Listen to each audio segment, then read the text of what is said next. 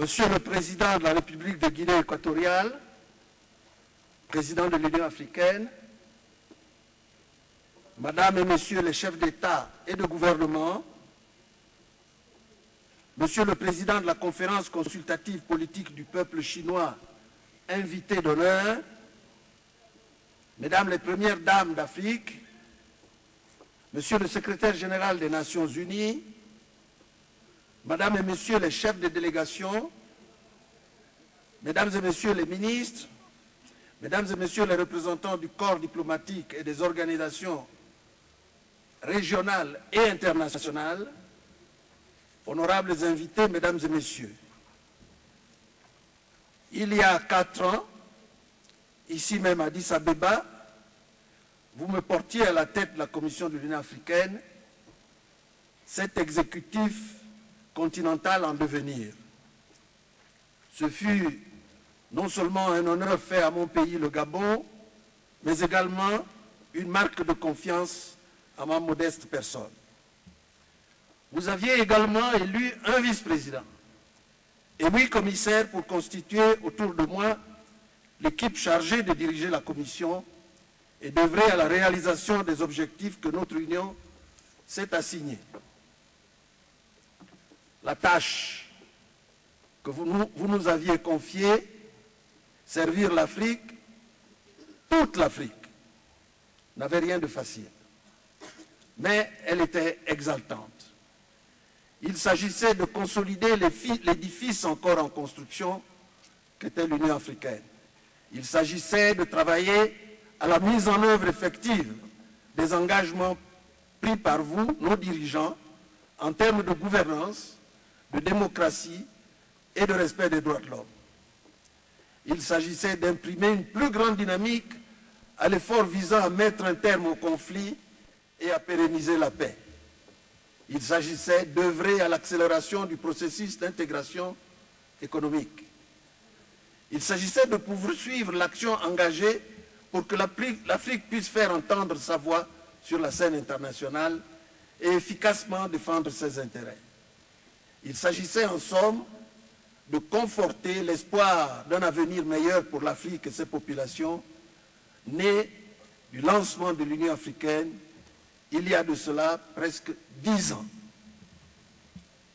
Il vous appartient de faire l'évaluation de l'action qui a été entreprise, avec ses réussites et ses insuffisances, ses temps forts et ses moments d'épreuve. Mais une chose est certaine, dans la gestion des affaires du continent, la Commission, malgré les contraintes auxquelles elle a fait face, n'a pas ménagé sa peine.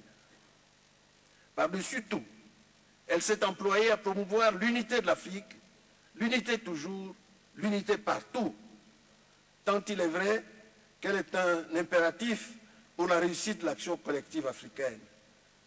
Dans l'unité, le succès est plus qu'une probabilité. Dans la division, l'échec est une certitude.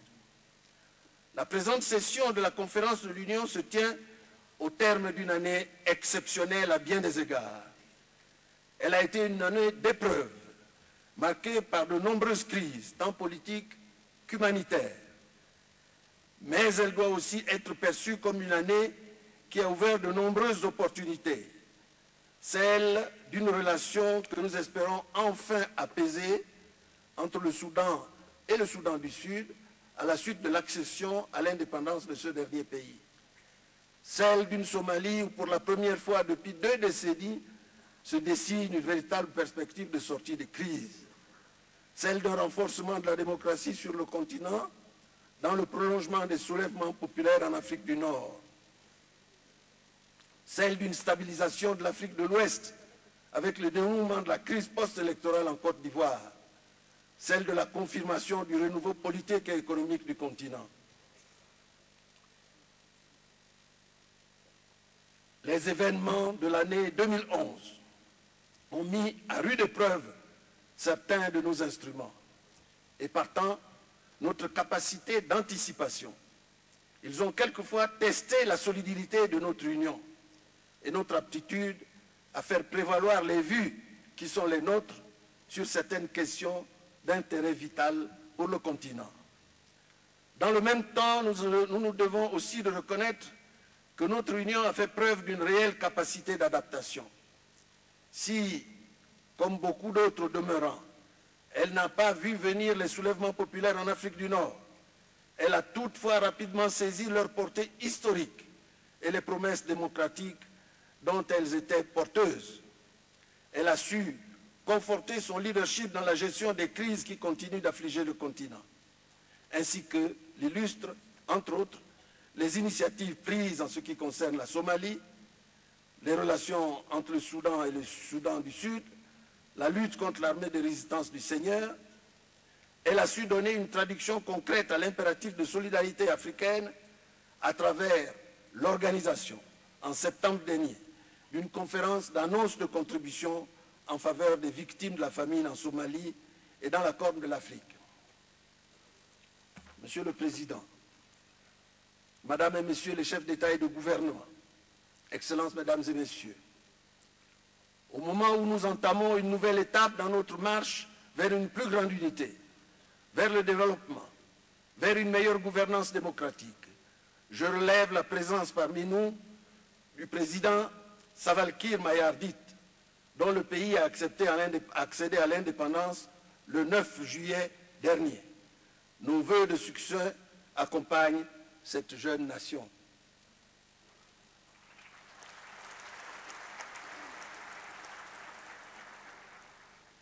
Je relève aussi la présence pour la première fois des présidents Michael Sata de Zambie et Jorge Carlos Fonseca du Cap-Vert, élus à l'issue de scrutins exemplaires.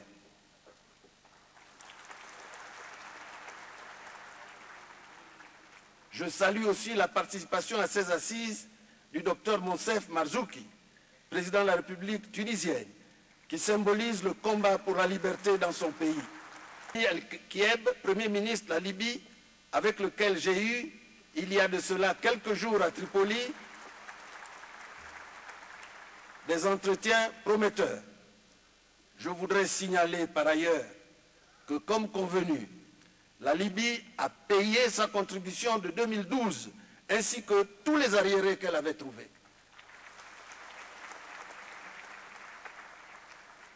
Nos populations continuent de payer d'un prix élevé la poursuite des conflits en différents endroits du continent.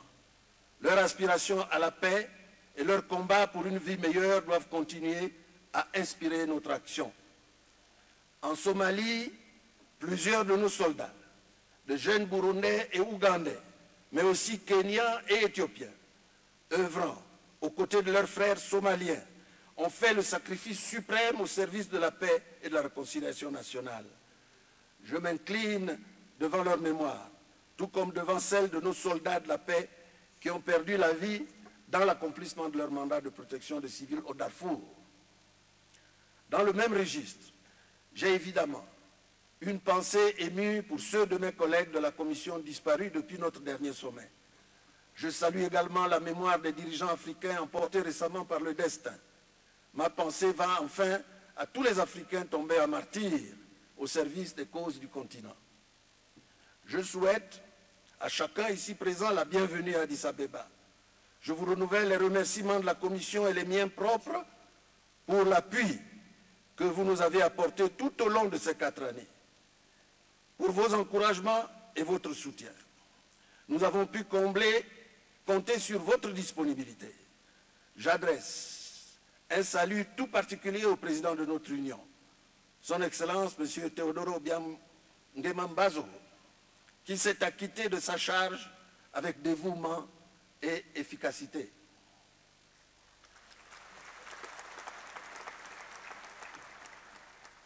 Je suis tout aussi reconnaissant aux chefs d'État qui ont servi dans les comités ad hoc de haut niveau sur la Côte d'Ivoire et la Libye, avec une disponibilité et un sens du devoir remarquable. Nous sommes heureux de vous accueillir dans ce nouveau complexe de conférences, ce joyau architectural gracieusement offert par la République populaire de Chine. Nous mesurons pleinement la portée de ce geste. Les relations entre l'Afrique et la Chine remontent très loin dans l'histoire. Aujourd'hui, à la solidarité politique entre nos continents À ce grand pays qu'a toujours été la Chine s'ajoute un partenariat économique qui se raffermit chaque jour davantage.